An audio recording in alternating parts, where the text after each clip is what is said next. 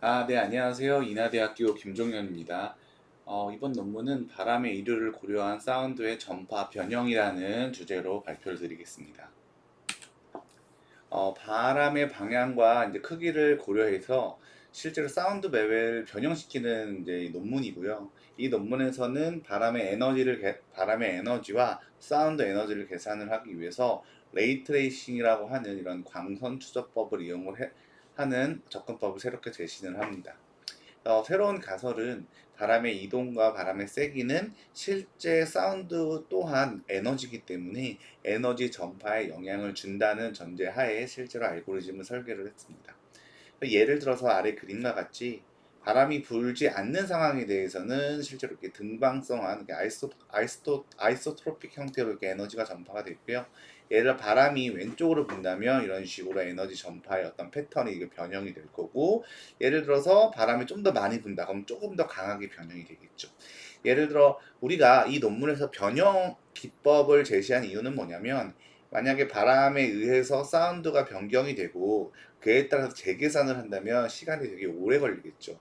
그래서 재계산을 피하고 변형 기법을 이용을 해서 실제로 실시간이나 인터랙티브한 컨텐츠에 적용을 하는 걸 목표로 두고 있습니다. 그래서 이전 논문에서 이제 광선 추적법을 이용을 해서 사운드 에너지 맵을 어떻게 계산하는지 간단하게 설명을 드리도록 하겠습니다.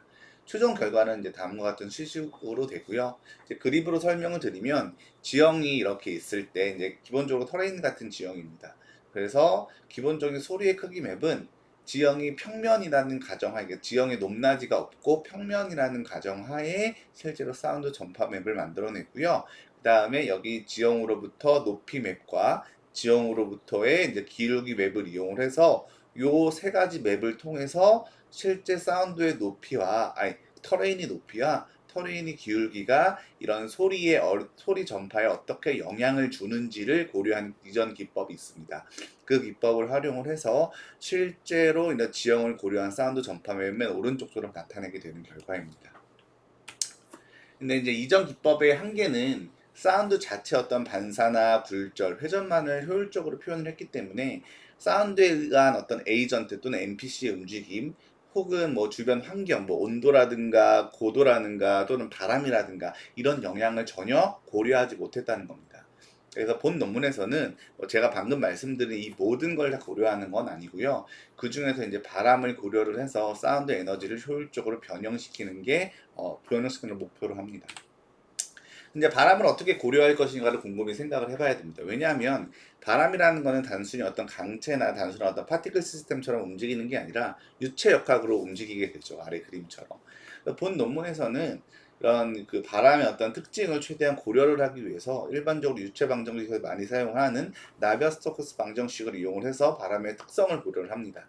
하지만 이런 유체 방정식이 계산량이 워낙 크기 때문에 이걸 다 이용을 하면은 실제 리얼타임이나 어떤 그 실시간 콘텐츠에 적용이 많이 어렵겠죠. 그래서 이 나비아스토스 이퀘이션 중에서 우리는 바람의 특성을 잘 살릴 수 있는 부분에 대해서 알고리즘을 리덕션 시켜서 실제로 제안을 합니다. 자, 그래서 보면은 아래 수식이 일반적으로 나비아스톡스 이퀘이션인데요. 각 텀이 있죠. 예를 들어서 이건 오일러리안 가속도, 얘는 어드백스 이류하는 텀, 압력에 대한 기울기를 계산하는 텀, 점성 텀, 그리고 이제 외력인데 그 중에서 우리는 방향의 영향을 많이 주는 부분인 이런 이류, 어드벡션 텀을 이용을 합니다. 그래서 이제 그 중에서 어드벡션도 사실 풀 수 있는 방법이 굉장히 여러 가지 기법이 있습니다. 본 논문에서는 실제로 조건 없이 수치적으로 안정성을 보장하는 스테이블 플루이드 기법을 모티브로 하고 있고요. 그 스테이블 플루이드 메소드 안에서 실제로 제안한 세미 라그랑지안 기법을 이용을 해서 실제로 바람에 대한 방향이나 바람에 대한 이류를 예측하는 방법을 활용을 합니다. 예를 들어서 앞에서 이야기했지만 왜 이런 어드벡션을 활용을 해야 되는지, 그냥 단순하게 바람이 오른쪽으로 분다면 그냥 오른쪽으로 이동시키고 왼쪽으로 분다면 왼쪽, 위쪽에서 분다면 이렇게 위쪽으로 뭔가 이동시키면 되지 않을까라고 생각을 할 수 있는데, 여기서는 왜 이류를 고려해야 되는지 간단하게 제가 PPT로 만들어 봤습니다. 자, 예를 들어 현재 시간에서 어떤 사운드 에너지가 1.36이라고 보는 거죠. 그렇죠? 바람이 이렇게 이동을 한다고 보죠. 바람을 이렇게 이동을 한다면 바람에 의해서 이동을 했기 때문에 사실은 이게 강체라면은 그냥 이렇게 선형 운동을 하면 되거든요.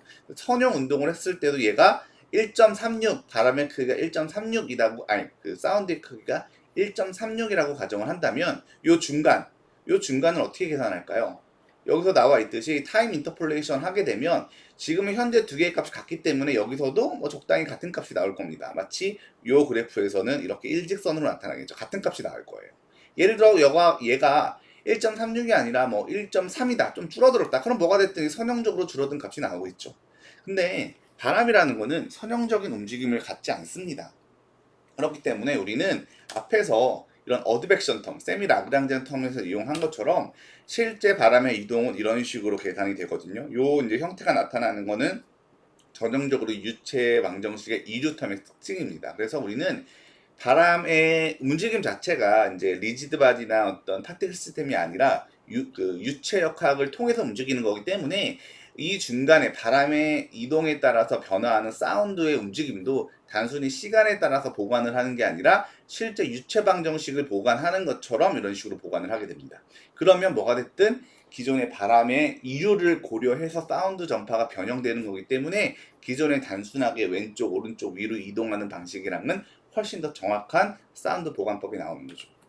자, 그래서 세미 라그랑지안 기법이 이제 어떻게 계산이 되는지 간단하게 설명을 드리면, 뭐 백워드 트레이싱이라고 해서 역추적 방식입니다. 예를 들어서 우리가 현재 이 그리드에서 벨로시티 값에서 현재 벨로시티가 이건데 다음 벨로시티 값을 얻고 싶다라고 하면 어떻게 해야 되냐면 여기서 백워드라는 건 시간에 따른 역추적입니다. 즉 시간 방향이 내가 벨로시티가 여기고 시간이 델타 t라면 마이너스 델타 t로 가는 거죠. 뭐 어떻게 갈까요? 거꾸로 가겠죠.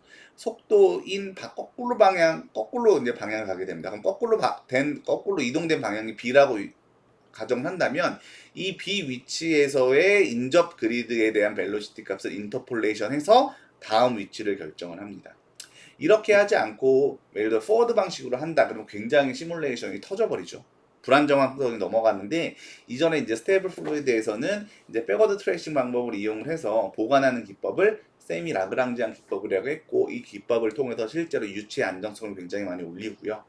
본 논문에서도 바람을 고려한 사운드의 변형 기법을 이 세미 라그랑지안 기법을 통해서 바람에 따른 어떤 그 사운드 크기를 인터폴레이션 하는 기법을 새롭게 제안하는 겁니다. 자, 그래서 이제 세미 라그랑지안 기법에 대한 간단한 이제 슈도 코드는 다음과 같고요. 여기서 보면 여기서 보이죠? 이게 요 수식 현재 이 x가 현재 위치입니다. 그러니까 여기서 보면은 여기 a라고 생각을 하시면 되고요. 그러면 이제 여기가 역추적을 해야 되니까 어떻게 할까요? 마이너스 델타 t로 가는 거. 델타 t가 선형 앞쪽 시간에 대한 방향이라면 백워드 트레이싱은 이제 마이너스를 붙이면 반대로 가죠. 그렇기 때문에 x 다시는 이 그림에서 이제 b의 위치에 해당하는 겁니다. 그래서 요 b의 위치에 해당했다면 이 주변의 그리드가 갖고 있는 벨로시티를 가지고 실제로 그 보관을 하면 되는 거니까 이 x가 아니라 요 x 다시 그렇죠. 요 값을 이용을 해서 s라는 벡터 필드에서 x 다시 위치에 대한 값을 보관을 해서 갖고 오는 겁니다. 무슨 말인지 아시겠죠? 그래서 저희도 마찬가지로 이 기법을 이용을 해서 실제 사운드의 크기를 변형을 시킵니다. 자, 그래서 기본적으로 그 결과고요. 여기서는 기본적인 사운드 그러니까 바람이 불지 않았다고 가정을 하고 계산을 한 거고 이거는 왼쪽으로 바람이 불었을 때 오른쪽으로 바람이 불었을 때 실제로 보시면은 이 빨간색 기준을 빨간색 색을 구를 기준으로 봤을 때 이 필드가 변형된 거를 쉽게 인지할 수 있을 겁니다. 그렇죠? 그래서 뭐 마이너스 플러스 방향으로 해당되는 기준을 가지고 마이너스 플러스 방향으로 이동했다는 거지 저 음수 양수가 지금 뭐 크게 중요한 건 아닙니다. 그래서 이제 바람의 크기도 마찬가지예요. 저희가 세미라그랑지안 기법을 이용을 해서 사운드의 크기를 보관을 하지만 단순히 어떤 벡터만 이용하는 게 아니라 그 벡터의 크기, 그 바람의 크기에 따라서 조금 더 빨리 변형할 수도 있고 늦게 변형할 수도 있습니다. 영상을 보시면 실제로 여기서 이 윈드에 대한 크기를 실시간으로 이렇게 늘리면 저거 점점 빨리 이동되는 걸 눈으로 볼 수가 있습니다. 이제 뿐만 아니라 이제 이쪽도 마찬가지죠. 반대 방향도 이거 크기를 늘리면 이런 식으로 빨리 이동되는 걸 볼 수가 있습니다. 그래서 지금 이제 제안하는 방법이 이전에는 단순하게 어떤 위쪽이다 아래 현재 게임에서 사용하는 방법도 그렇죠. 특정 방향을 주고 그쪽 방향으로 이동만 하는 건데 이게 단순하게 뭐 어떤 그 박스나 어떤 객체를 이동하는 게 아니라 유체 방정식에 흘러가는 애들은 단순히 선형적이 아니라 비선형적으로 움직이고, 본 논문에서는 그 비선형적인 바람의 유동을 고려하기 위해서 나비안 스톡 이퀘이션을 사용하는 어드벡션 텀을 활용을 해서 이 사운드 크기를 실제로 변형을 합니다.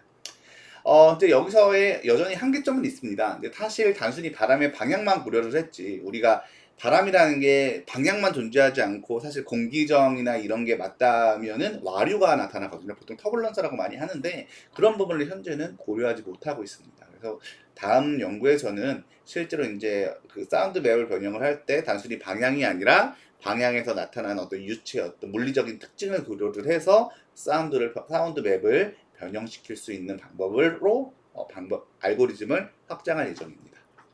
발표는 여기까지입니다. 들어주셔서 감사합니다.